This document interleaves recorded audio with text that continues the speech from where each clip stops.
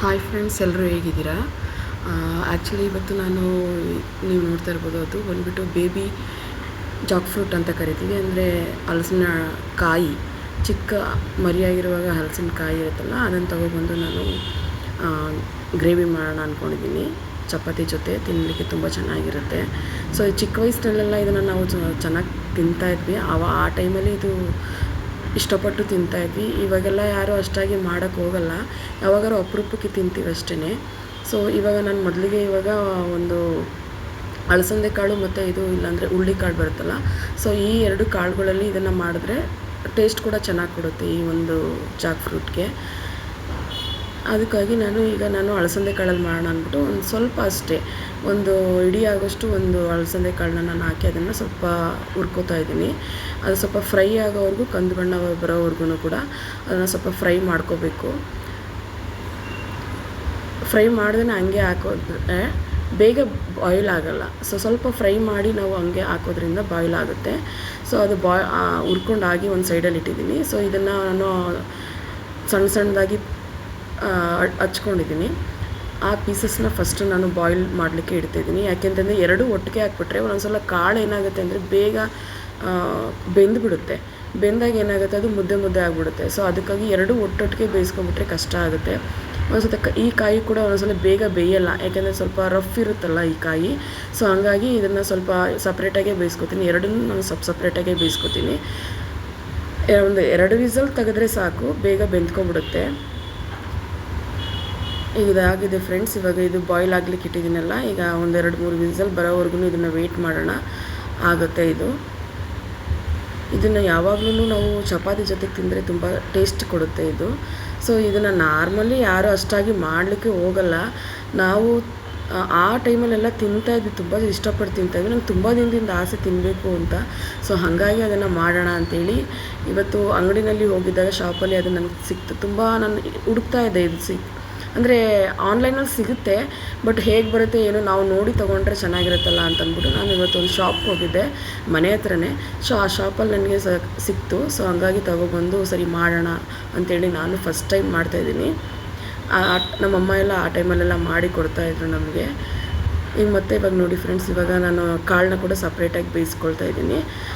ಅದು ಏಕೆಂದರೆ ಬೇಗ ಬೆಂದ್ಬಿಟ್ರೆ ಕಷ್ಟ ಆಗುತ್ತಲ್ಲ, ಸೊ ಹಂಗಾಗಿ ಬೇಯಿಸ್ಕೊತಿದ್ದೀನಿ. ನೆಕ್ಸ್ಟ್ ಇದಕ್ಕೆ ಏನು ಅಂದರೆ ಸ್ವಲ್ಪ ಹಚ್ಚಿರೋ ಟೊಮೊಟೊ, ಈರುಳ್ಳಿ, ಸ್ವಲ್ಪ ಕರಿಬೇವಿನ ಸೊಪ್ಪು, ಹಸಿಮೆಣಸಿನ್ಕಾಯಿ ಇದನ್ನು ಕಟ್ ಮಾಡಿ ಇಟ್ಕೊಂಡಿದ್ದೀನಿ. ಒಂದು ಬಾಣಲೆ ಇಟ್ಟು ಸ್ವಲ್ಪ ಅದು ಕಾಯಲಿಕ್ಕೆ ಬಿಡಬೇಕು.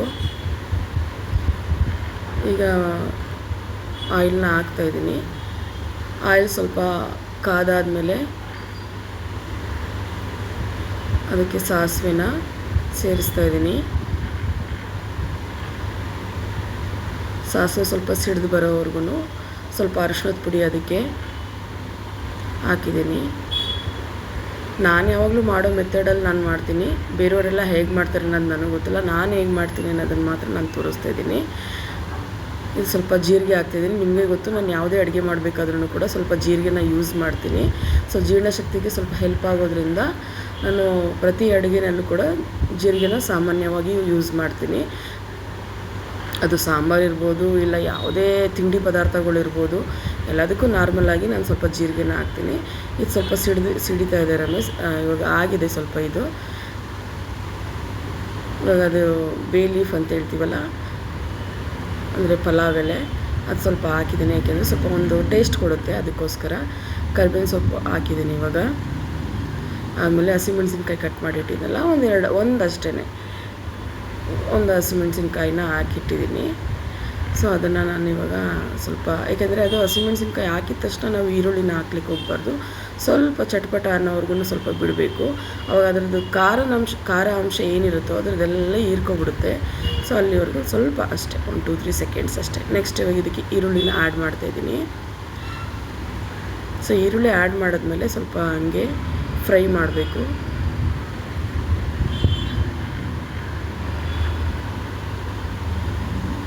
ನೀವೆಲ್ಲ ಹೇಗೆ ಮಾಡ್ತೀರಾ ಈ ಒಂದು ಬೇಬಿ ಜಾಕ್ ಫ್ರೂಟ್ ಬರೋವಂಥ ಈ ಬೇಬಿನ ಕಮೆಂಟ್ ಮೂಲಕ ತಿಳಿಸಿ ನನಗೆ.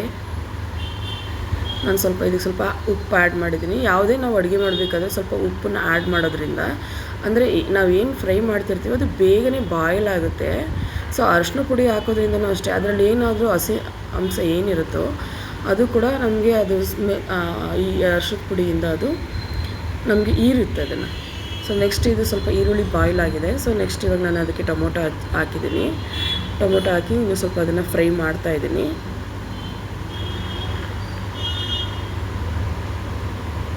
ಎಲ್ಲರ ಮನೇಲೂ ಇದು ಒಂದು ಸ್ವಲ್ಪ ರೇರಾಗೆ ಮಾಡೋದು, ಯಾರೂ ಡೈಲಿ ಮಾಡಿ ತಿನ್ನಲಿಕ್ಕೆ ಇಷ್ಟಪಡಲ್ಲ, ಅಪರೂಪಕ್ಕೆ ಮಾಡಿ ತಿನ್ನಲಿಕ್ಕೆ ತುಂಬ ಇಷ್ಟಪಡ್ತಾರೆ.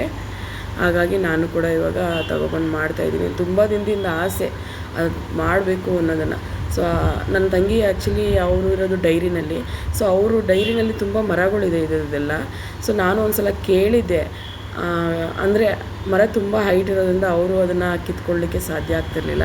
ಯಾರು ಇದ್ದರೆ ಕಿತ್ಕೊಡ್ತೀನಿ ಅಂತ ಹೇಳ್ತಾನೆ ಇದ್ಲು ಅವಳು ಕೂಡ. ಸೊ ನನಗೆ ಅದು ಸಿಕ್ಕೇ ಇರಲಿಲ್ಲ.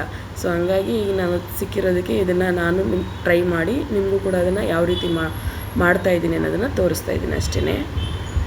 ಇವಾಗ ಅದಕ್ಕೂ ಸ್ವಲ್ಪ ನೀರು ಕೂಡ ಆ್ಯಡ್ ಮಾಡಿದ್ದೀನಿ, ಯಾಕೆಂದರೆ ಸ್ವಲ್ಪ ಬಾಯ್ಲ್ ಆಗಲಿ ಅಂತ.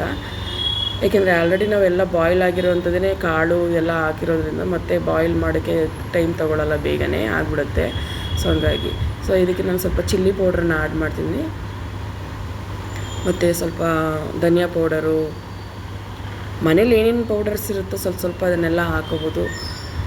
ಮಟನ್ ಮಸಾಲ ಇರ್ಬೋದು, ಇಲ್ಲ ಚಿಕನ್ ಮಸಾಲ ಇರ್ಬೋದು, ಜೀರಿಗೆ ಪೌಡರು, ಇಲ್ಲ ಮೆಣಸಿನ ಪುಡಿ, ಈ ಥರ ಏನೇನಿರುತ್ತೋ ಸ್ವಲ್ಪ ಎಲ್ಲನೂ ಹಾಕೋಬೋದು. ಮತ್ತು ನಾವು ಮನೇಲಿ ಏನು ಸಾಂಬಾರು ಪೌಡ್ರ್ ಅಂತ ಮಾಡಿಸಿ ಇಟ್ಕೊಂಡಿರ್ತೀವೋ ರೆಡಿನ, ಅದನ್ನು ಸ್ವಲ್ಪ ಹಾಕಿ ನಾವು ಮಿಕ್ಸ್ ಮಾಡ್ಕೋಬೋದು. ಅದಾದಮೇಲೆ ನಾನು ಇವಾಗ ಇದಕ್ಕೆ ಶುಂಠಿ ಬೆಳ್ಳುಳ್ಳಿ ಪೇಸ್ಟ್ ಹಾಕ್ತಿದ್ದೀನಿ. ಶುಂಠಿ ಬೆಳ್ಳುಳ್ಳಿ ಪೇಸ್ಟ್ ಹಾಕಿ ಇನ್ನೊಂದು ಸ್ವಲ್ಪ ಅದನ್ನು ಫ್ರೈ ಮಾಡ್ಕೋತಾ ಇದ್ದೀನಿ. ಅದು ಸ್ವಲ್ಪ ಬಾಯ್ಲ್ ಆಗಲಿಕ್ಕೆ ಬಿಡೋಣ ಸ್ವಲ್ಪ, ಏಕೆಂದರೆ ಶುಂಠಿ ಬೆಳ್ಳುಳ್ಳಿ ಪೇಸ್ಟ್ ಕೂಡ ಸ್ವಲ್ಪ ಹಸಿ ಸ್ಮೆಲ್ ಹೋಗ್ಲಿವರೆಗೂ ಸ್ವಲ್ಪ ಬಾಯ್ಲ್ ಆಗಬೇಕು. ಅದಲ್ಲದೆ ನಾನು ತೆಂಗಿನಕಾಯಿ ಮತ್ತು ಜಸ್ಟ್ ತೆಂಗಿನಕಾಯಿ, ಒಂದು ಸಣ್ಣ ಈರುಳ್ಳಿ ಅಷ್ಟೇ, ಅದನ್ನು ಮತ್ತು ಒಂದು ಸ್ವಲ್ಪ ಸೊಂಪು ಕಾಳು ಅಂತ ಹೇಳ್ತೀವಲ್ಲ, ಸೊ ಆ ಒಂದು ಸೊಂಪು ಕಾಳನ್ನ ಒಂದು ಹಾಫ್ ಟೇಬಲ್ ಸ್ಪೂನ್ ಅಷ್ಟೇ ಹಾಕಿ ರುಬ್ಕೊಂಡಿದ್ದೆ. ಅದಷ್ಟೇ. ನನಗೆ ತುಂಬ ತೆಂಗಿನಕಾಯಿ ಹಾಕಿ ಸಾಂಬಾರು ಮಾಡೋದೆಲ್ಲ ನನಗೆ ಇಷ್ಟ ಆಗೋಲ್ಲ. ಸೊ ಹಂಗಾಗಿ ನನಗೆ ಎಷ್ಟು ಬೇಕೋ ಅಷ್ಟೇ. ತುಂಬ ಮಸಾಲೆ ನೀವು ತೆಂಗಿನಕಾಯಿ ಹಾಕಿ ಮಾಡಿಬಿಟ್ರೂ ಕೂಡ ಅದಕ್ಕೊಂದು ತುಂಬ ಗಟ್ಟಿಯಾಗಿಬಿಡುತ್ತೆ. ಹಂಗಾಗಿ ನಾವು ಒಂದು ಸ್ವಲ್ಪ ಅಷ್ಟೇ ತೆಂಗಿನಕಾಯಿ ಹಾಕಿ ಒಂದು ಸ್ವಲ್ಪ ಅದೇ ಹೇಳಿದ್ನಲ್ಲ, ಸ್ವಲ್ಪ ಸೋಂಪು ಕಾಳು ಮತ್ತು ಹಾಕಿ ರುಬ್ಕೊಂಡು, ಈರುಳ್ಳಿ ಹಾಕಿ ರುಬ್ಕೊಂಡು ತೊಗೊಬಂದು ಇದಕ್ಕೆ ಮಿಕ್ಸ್ ಮಾಡಿದ್ದೀನಿ ಅಷ್ಟೇ. ನೆಕ್ಸ್ಟ್ ಇದು ಸ್ವಲ್ಪ ಬಾಯ್ಲ್ ಆಗೋಕ್ಕೆ ಬಿಟ್ಟಿದೆ. ನೆಕ್ಸ್ಟ್ ಇದಕ್ಕೆ ಬೇಯಿಸ್ಕೊಂಡಿರೋಂಥ ಈ ಒಂದು ಕಾಯಿನ ಆ್ಯಡ್ ಮಾಡ್ತಿದ್ದೀನಿ. ಕಾಯಿನ ನಾವು ಸ್ವಲ್ಪ ಸಣ್ಣದಾಗಲೂ ಕೂಡ ಕಟ್ ಮಾಡಿಟ್ಕೋಬೋದು, ಇನ್ನೂ ಸ್ವಲ್ಪ ಸಣ್ಣದಾಗಿ ಕೂಡ ಕಟ್ ಮಾಡ್ಕೋಬೋದು. ಇಲ್ಲಾಂದರೆ ಚಿಕನ್ ಪೀಸ್ನ ಹೆಂಗೆ ನಾವು ವಿತೌಟ್ ಇದಿರುತ್ತಲ್ಲ, ಸೊ ಆ ಥರ ಬಾಯ್ಲ್ ಆದಮೇಲೆ ಅದನ್ನು ಸ್ವಲ್ಪ ಸಣ್ಣ ಪೀಸ್ ಎಳೆಯಾಗಿ ಕೂಡ ಅದನ್ನು ಬಿಡಿಸಿ ಇಟ್ಕೊಂಡು ಕೂಡ ಆಮೇಲೆ ಫ್ರೈ ಮಾಡ್ತಾರೆ ಕೆಲವರೆಲ್ಲ. ಆ ಥರನೂ ಕೂಡ ಮಾಡ್ಬೋದು. ಸೊ ಇದನ್ನು ನಾನು ಇದಕ್ಕೆ ಕಾಳು ಕೂಡ ಮಿಕ್ಸ್ ಮಾಡಿದ್ದೀನಿ, ಅದು ಕೂಡ ಎಲ್ಲ ಮಿಕ್ಸ್ ಆಗಿದೆ.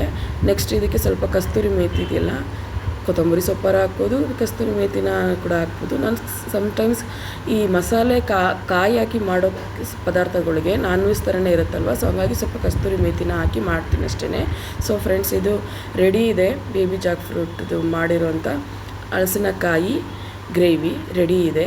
ಸೊ ಇದು ಚಪಾತಿ ಜೊತೆ ತಿನ್ನಲಿಕ್ಕೆ ತುಂಬ ಚೆನ್ನಾಗಿ ಬರುತ್ತೆ. ಸೊ ಎಲ್ಲರೂ ಮಾಡಿ ನೋಡಿ ಒಂದು ಟೈಮು, ಚೆನ್ನಾಗಿರುತ್ತೆ. ಕೆಲವರು ಗೊತ್ತಿರಲ್ಲ ಇದ್ರ ಬಗ್ಗೆ.